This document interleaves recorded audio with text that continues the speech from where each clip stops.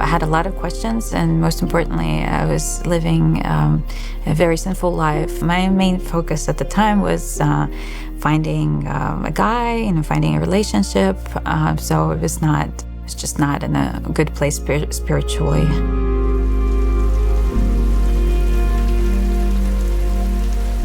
I was very much fiercely pro-abortion at the time. That's how I was raised. It was normal.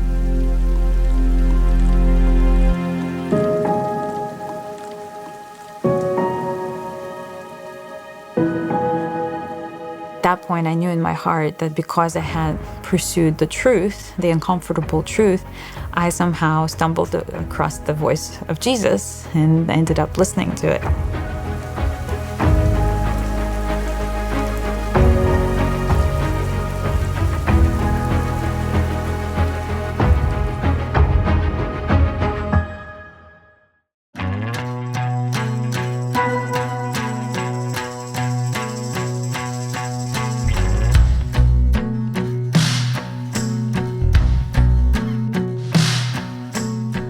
My name is Evgenia Borlova. I'm from Russia originally.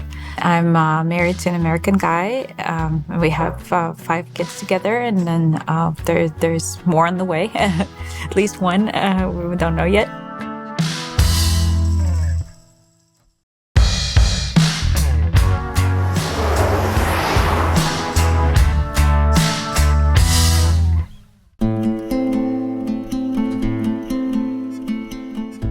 I didn't really have any faith growing up. As far as I was concerned, my family was agnostic, but I was not sure because nobody really ever talked about faith in our family. When I was 6 years old, about half a year before I was baptized, I got to experience this really profound existential moment. When my mom was away and she was coming back from work, she was going to stop by the store to get some food. All of a sudden I was gripped with this tremendous existential fear that I'm all alone in the universe, and if something happens to them, and they never come back, I'll just be left here to die and nobody will come and get me. And so it's just it seems like a silly childish kind of fear, but it was really, really profound because it made me feel like there's nobody there who loves me. There's nobody. And so in my desperation, I climbed on the windowsill and started yelling out the window, screaming for my mother. And she just happened to be across the street buying groceries. And she panicked. She thought there was a fire or something. So she just basically ran back home as fast as she could, climbing the stairs while pregnant with these big bags, all the way to the 5th floor. And once she was home, I felt I was immediately calm. It was all was right with the world. And, my mother was here, so it was good. But it really stuck with me, that moment. So at age 16, I got to go to the States. I won a scholarship. And I ended up with this very devout Protestant family who took this as a sign that this was their opportunity given to them by God to, maybe convert to someone from Russia. I went to church with them, and, I appreciated what they were doing, but I had a lot of questions, and most importantly, I was living a very sinful life. Ever since I was a child, I had gotten addicted to pornography and things that went with that. And my main focus at the time was finding a guy, finding a relationship. So it was just not in a good place spiritually. So I went back home after the end of the academic year, and went back to, the Russian high school, graduated, and got into college. But there was increasing kind of tension, turbulence between me and my parents, mostly because I was really living in sin, and but also because, I had gotten used to independence, and more independence in America. And here I was basically back to being treated as more of a little girl and not allowing to go out with my friends and do the things I wanted to do. And so it was just growing constantly to the point where I finally ran away from home.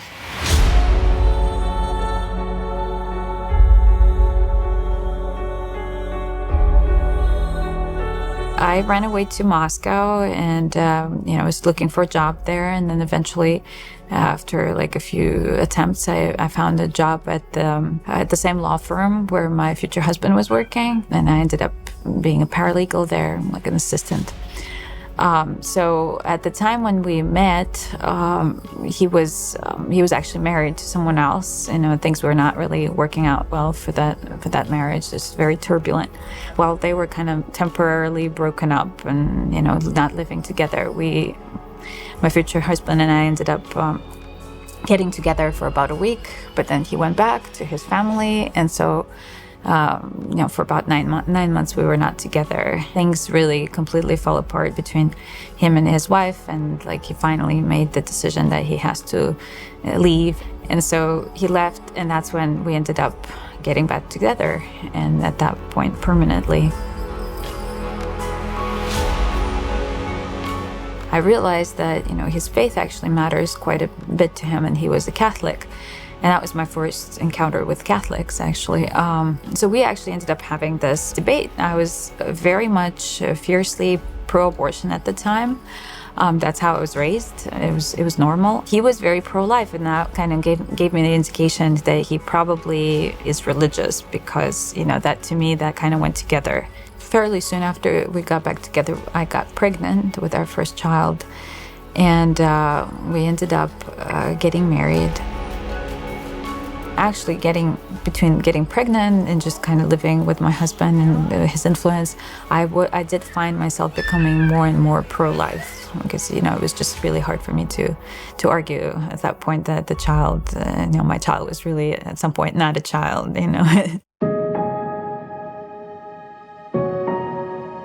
I ended up accompanying my husband to Mass. He did not receive because he was still married in the church to someone else, and we were only civilly married. And we were both very much living in sin otherwise, we're both addicted to pornography. But the fact that we were both so deep in sin was really clouding. It did not even occur to us to apply for an annulment or to get married in the church. I just felt like that's not really important, and he just didn't even feel like it was possible because, again, being very blinded by sin. 9 years later, we had already moved out of Russia and we were living in the States, and we had brought my parents to live close to us. And we were traveling from Canada, and I got a call from my dad that I need to call the ambulance because, they didn't really speak much English at the time. And I was shocked because just a couple of days before that, my mom was just fine, emailing me, asking me when we were coming back. And so it turned out that she had caught Legionella and was in really bad shape. She had been taking some antibiotics on her own and just made things worse. So we basically rushed home as fast as we could. We got home and found her in critical condition at the hospital. It was a really big shock. We could not believe that she was going to die, but she did end up dying 2 weeks later.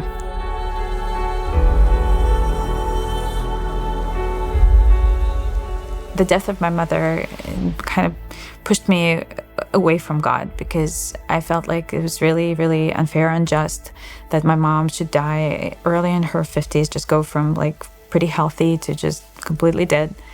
And that she had, finally she had a chance to enjoy her life after a really hard life that she had had. And she was in Florida, and there is her retirement. And it was just taken away from her, whereas there are other people who were older than her who were getting to enjoy their life a lot longer.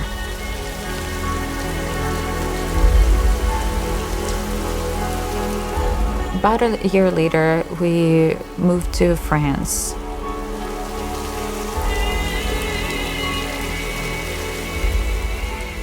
I started reading this Russian blogger who's a psychologist and had some interesting, novel to me ideas. So since I was discussing everything, I was reading with my husband, I was really excited about this, this idea of honesty and what it could do to improve your life. One day we were having conversation about it, and I was all giddy with excitement, and all of a sudden I see him getting ashen-faced. And I thought, well, that's a very strange reaction to this is all good, And so he just tells me, I have to be level with you, I've actually cheated on you.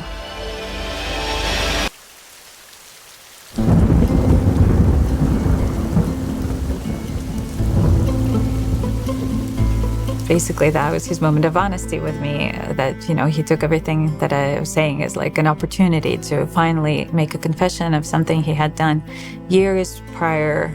And it was like a drunken one night thing, but he had been feeling bad about it all these years. And then finally, this was his chance. That I seemed to be so open to honesty and and forgiveness that he confessed it to me. I was, of course, shocked.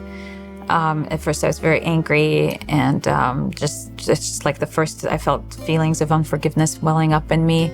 But the overwhelming feeling that I was getting is that I must forgive. I have no choice, and part of it was that, and as we were kind of continuing to talk about it, and and the revelations were coming forward, that he was telling me, about more instances where there were really big temptations in his life to cheat on me, and then I was realizing, well, I'm no different. It's the same for me. It's been the same for me. So I was realizing that it's not just, I also have to forgive him because I'm not perfect myself, and I need forgiveness from him as well. Technically, I had not cheated on him, but I would have if I had had the opportunity. Like, I was actually actively seeking out the opportunity, and I was very sorely tempted, but in a way that, again, had it not been for the grace of God, I would have done it.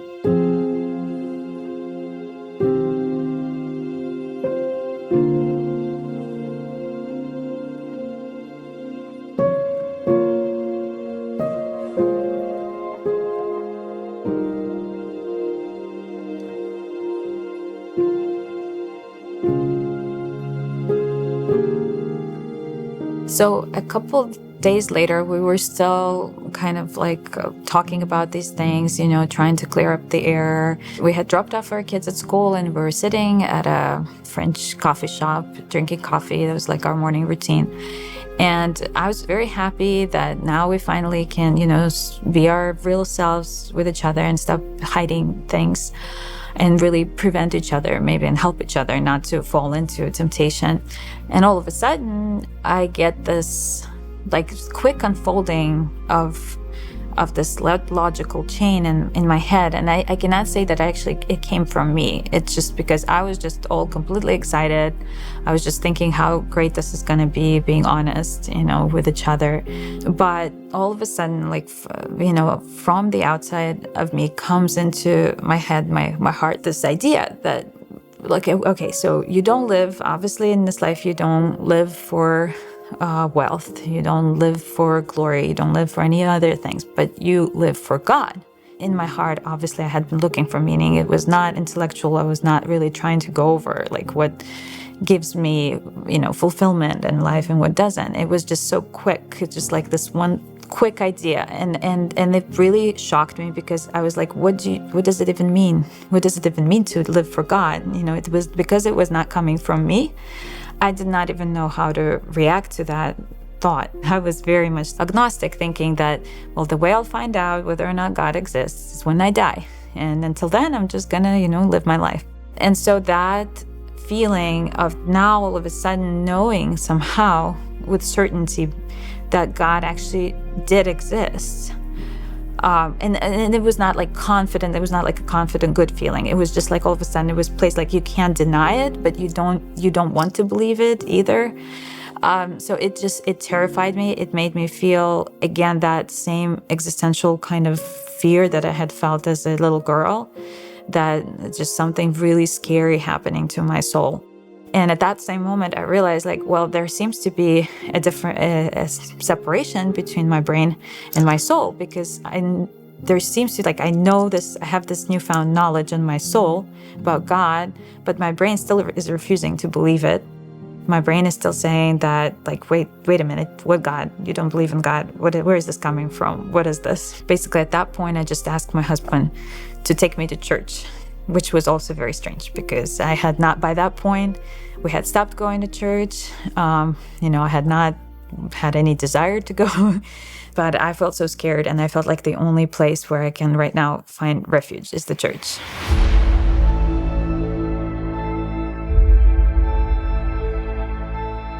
Thankfully, there was a church, an open church, just like a very short walk away from where we were. At the moment we got there, I collapsed in front of the altar and just started like screaming uncontrollably, and I didn't know where this was coming from. Where is this coming?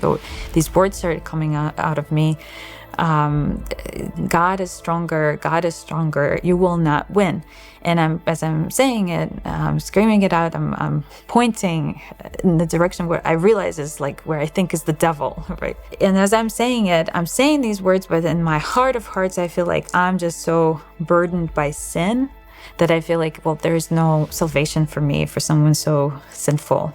And so after we left the church, and I was a complete wreck, I just could not go back to living my life the way that it was. As I was going through this very turbulent time and wondering why this is happening to me, at one point, I get this locution that provides an answer, that telling me to look into the Bible at the conversation between Pontius Pilate and Jesus.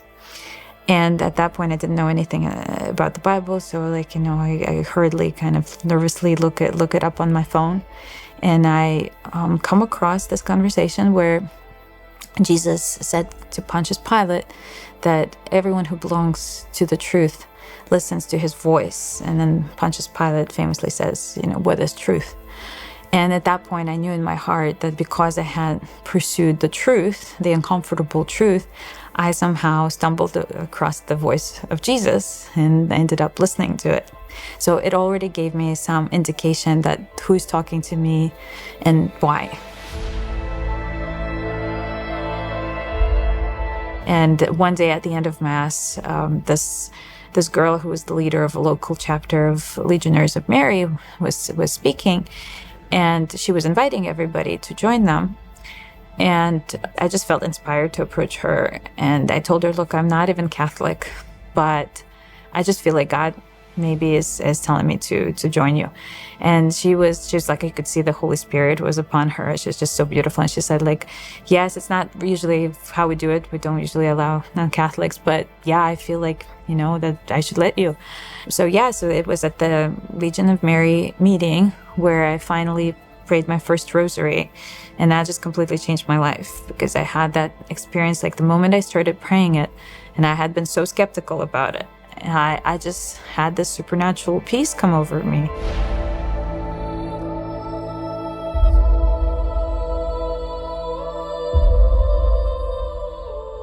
I still had a lot of questions, and I was looking for the answers. And through the Legion of Mary, I had met this lady that knew this particular mystic. And it so happened that through his brother, he sent me this message. He answered what was like most heavily weighing on my heart. And that message that basically gave me the direction for my life and told me that, if I had questions, I had to ask my husband, which was like a big stumbling block for me, because I really always made a point of being independent in my decisions, and I did not want to ask my husband about anything and just wanted to think for myself. And but I had also, prior to that, sense that probably should change. But that message really did confirm that, and did show me that whoever wrote that, it does know my heart. And then that I should, if my husband cannot provide answers, I should talk to a priest. So that pointed me definitely very directly to the church. Also that I should read the lives of the saints and the Holy Scripture to find more answers, and that I will have many more questions. But then if I pray and trust in him and strive to be holy, he will give me the guidance that I need through the people and ways that he'll put in my path. It was emphasized to me how important it is to just not give up, and no matter what the attacks are. And the attacks were very strong, like to the point of giving me a strong like temptation to suicide. Again, it's not something because I did not have a history of depression or anything. It was just like definitely a very acute spiritual thing in the moment. But it was made clear to me that I need to get up even if I fall. We need to fight on. We need to really, really fight, and that it is very much a spiritual battle we live in on this life.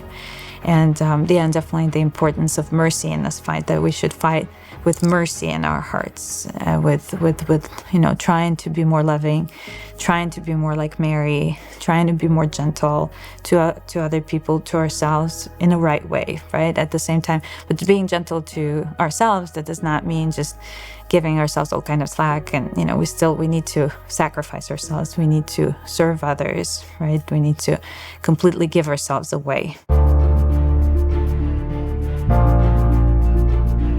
At this point, I feel like there's more of that presence of Jesus in my life, in our lives, and that he's more actively guiding us, more actively managing our family, certainly through his word, through his sacraments, through my husband as well. I've realized that, definitely that I do need to listen to him a lot more and consult with him more. That definitely there's much more gratitude and more feeling of like closeness. The family has become closer. We now know our children much better, including our older sons. They used to be kind of more of a mystery to us.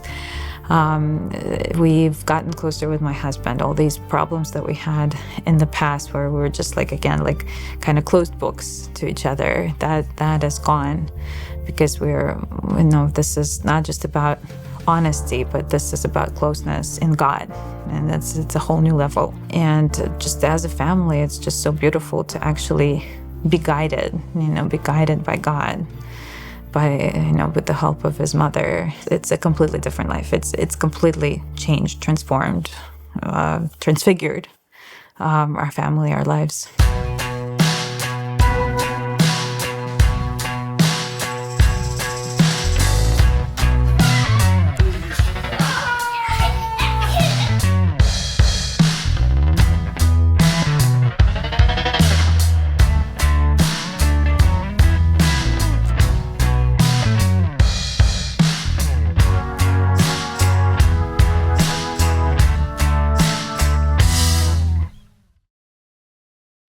10 years of sharing the peace of Christ. Shalom World, God's own channel.